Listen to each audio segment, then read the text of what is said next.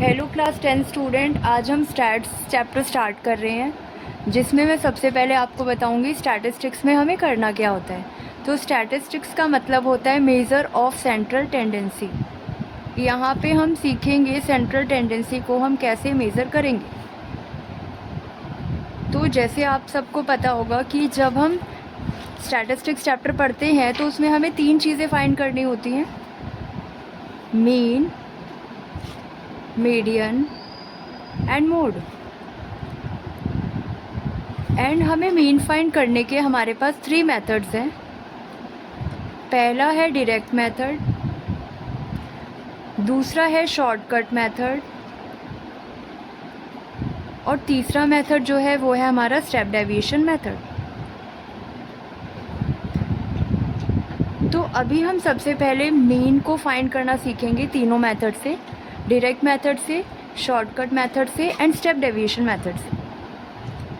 ठीक है, तो अगर हम मीन को डायरेक्ट मेथड से फाइंड करेंगे तो हमारा मीन का फॉर्मूला जो होता है डायरेक्ट मेथड का वो है sigma f i x i divide by sigma f i. और sigma f i x i का मतलब हो गया sum of observations divided by sigma f i का मतलब होता है नंबर ऑफ टोटल ऑब्जर्वेशन, है ना। तो अब हम एक क्वेश्चन की तरफ बढ़ते हैं। हम एक क्वेश्चन से स्टार्ट करते हैं जिसमें हमें डायरेक्ट मेथड से मीन फाइंड करना सीखेंगे हम इसमें।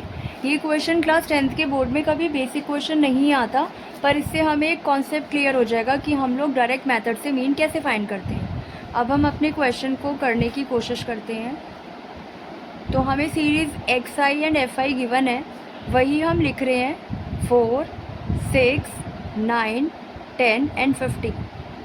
और जो फ्रीक्वेंसी दी हुई है हमें वो है 5, 10, 10, 7 एंड 8।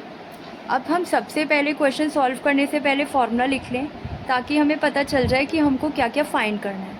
तो जो हमारा फार्मूला होता है वो होता है sigma f i x I divided by sigma f आई।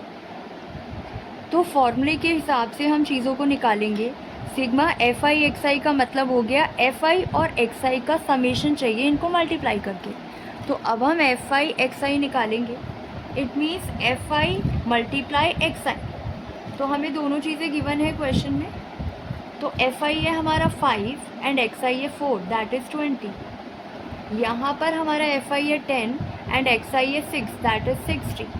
यहाँ पर हमारा एफ आई है 10 एंड एक्स आई है 9, दैट इज़ 90। यहाँ पर हमारा एफ आई है 7 एंड एक्स आई है 10, दैट इज़ 70। यहाँ पर हमारा एफ आई है 8 एंड एक्स आई है 15, दैट इज़ 120। जो हमारा टोटल हुआ एफ आई एक्स आई का कैलकुलेशन के बाद वो हमारा आ जाएगा 360। तो अब हम क्वेश्चन की तरफ आगे बढ़े, हम फॉर्मूले में वैल्यूज़ पुट करेंगे। तो एफ आई एक्स आई का टोटल हमने किया 360 आ गया। अब हमें एफ आई का टोटल भी चाहिए। एफ आई का मतलब फ्रीक्वेंसी का टोटल चाहिए। जब हम फ्रीक्वेंसी का टोटल करेंगे तो हमारे पास 40 आ जाएगा। हमने यहाँ लिख दिया एफ आई का टोटल 40। अब आप अपनी कैलकुलेशन जैसे भी कर सकते हो। 4 9 36। तो जो 9 है वो हमारा मीन आ गया, ये मीन का साइन होता है। तो ये डायरेक्ट मेथड से जब हमने मीन फाइंड किया तो हमारा मीन आ गया 9। ठीक है, अब हम एक और क्वेश्चन लेते हैं, उस तरह के क्वेश्चन सॉल्व करेंगे जिस तरह के क्वेश्चन पेपर में पूछे जाते हैं। अभी जो क्वेश्चन है इस तरह के क्वेश्चन पेपर में पूछे जाते हैं। तो यहाँ पे क्वेश्चन में पूछा गया है find the value of P. अब यहाँ पे हमें पी की वैल्यू फाइंड करनी है। If mean of the following distribution is 7.5। अगर हमें मीन 7.5 गिवन है तो we have to find the value of P.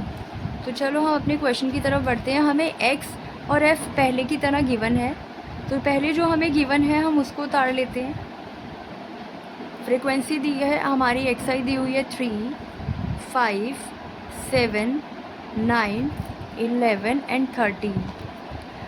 और फ्रीक्वेंसी है हमारी 6, 8, 15, पी, 8 एंड 4।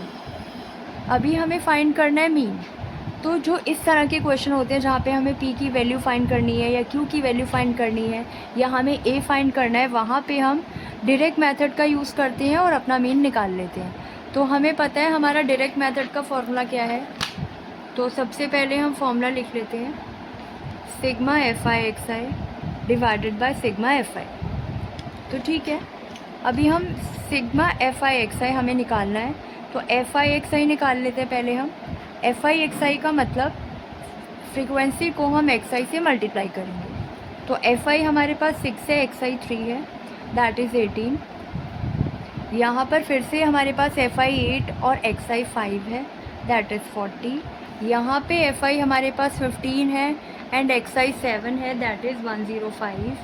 यहाँ पे हमारे पास एफ आई पी है। अब हम p को 9 से मल्टीप्लाई नहीं कर सकते हैं ना, तो हम क्या करेंगे, अगर हम p को 9 से मल्टीप्लाई करते हैं तो हमारा 9p आ जाता है। 8 को अगर हम 11 से मल्टीप्लाई करेंगे तो हमारा 88 आ जाएगा। ऐसे ही 13 को अगर हम 4 से मल्टीप्लाई करते हैं तो हमारा 52 आ गया। अब हमें इनका समेशन चाहिए, तो अगर मैं एफ आई एक्स आई का टोटल करूँगी तो हमारे पास जो हमारे मल्टीप्लाई हमें प्लस करना है वो है 18 plus 40 plus 105 plus 9p plus 88 plus 52। तो जब हम इसको ऐड करेंगे हमारे पास, हमें सबसे पहले यहाँ पे ऐड कैसे करना है, ये जो टर्म्स हैं विदाउट p, पहले हम इन सबको प्लस कर देंगे। जब हम इन सबको प्लस करेंगे तो हमारे पास जो आएगा नंबर वो आएगा 303। ये वैल्यू ऐसी रह जाएगी, तो 303 प्लस 9p हो जाएगा। तो जो हमारे पास एफ आई एक्स आई का टोटल है वो है 303 प्लस 9p। 9p को हम इसके साथ ऐड नहीं कर सकते क्योंकि जो हम यह हमारी टर्म है ये कांस्टेंट है और इसके साथ p है। तो जो हमारा एफ आई एक्स आई का टोटल आया वो इतना ही आया। एफ आई का टोटल हम नहीं निकाल सकते, टोटल हम एफ आई का इसलिए नहीं निकाल सकते क्योंकि हमारे पास एक p है और बाकी सारे नंबर हैं। तो मैं इसको एज इट इज़ रहने दूँगी एफ आई को, बिकॉज हमें मेन क्वेश्चन में गिवन है। अगर हम एक दोबारा क्वेश्चन की तरफ आएँ तो हमें क्वेश्चन में दिया हुआ है find the value of p if, अगर हमें मीन गिवन है 7.5, तो मैं मीन की जगह मीन की वैल्यू पुट कर दूँगी। ठीक है, अब हमें पता है हम ऐसे क्वेश्चन को इस तरह को हम क्रॉस मल्टीप्लाई से सॉल्व कर देते हैं। ठीक है, तो मैं 7.5 को सिग्मा एफ आई से मल्टीप्लाई कर दूँगी एंड 303 प्लस 9p। ठीक है, अब हमारे पास एफ आई की वैल्यू नहीं है, तो मुझे क्या करना है, एफ आई को मैं इन सबको प्लस करके p को एज इट इज़ रहने दूँगी जैसे हमने यहाँ किया। तो एफ आई का टोटल अगर हम करेंगे 6 प्लस 8 प्लस 15, p को हम एज इट इज़ रहने देंगे प्लस 8 प्लस 4, तो हमारा टोटल आ गया 41 और p एज इट इज़ रह गया, दैट इज़ 41 प्लस p।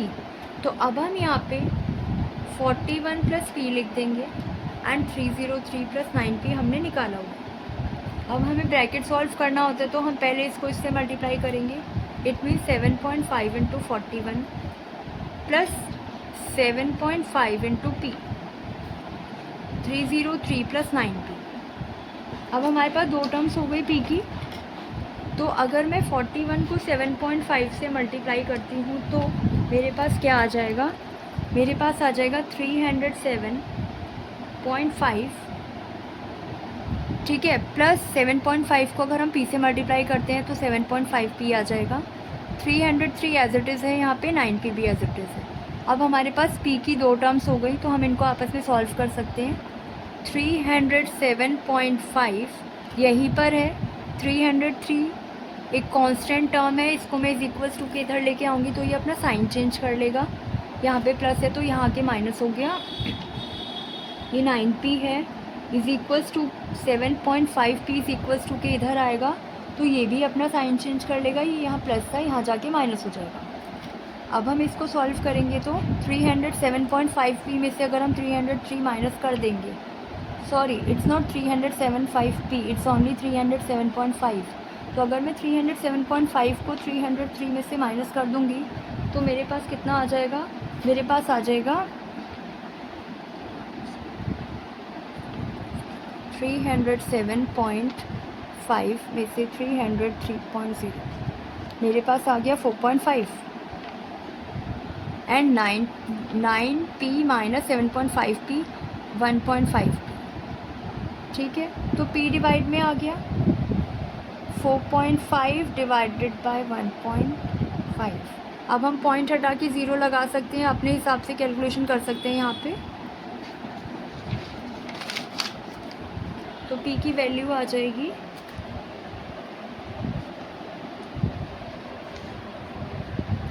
15 3 सा 45 होता है, तो P जो हमारा आ गया वो आ गया 3। Therefore, the required value of P is 3। I hope आप सबको ये वीडियो समझ आई होगी, क्वेश्चन समझ आया होगा। कल हम मीन के ही और क्वेश्चन करेंगे, तब तक के लिए गुड बाय।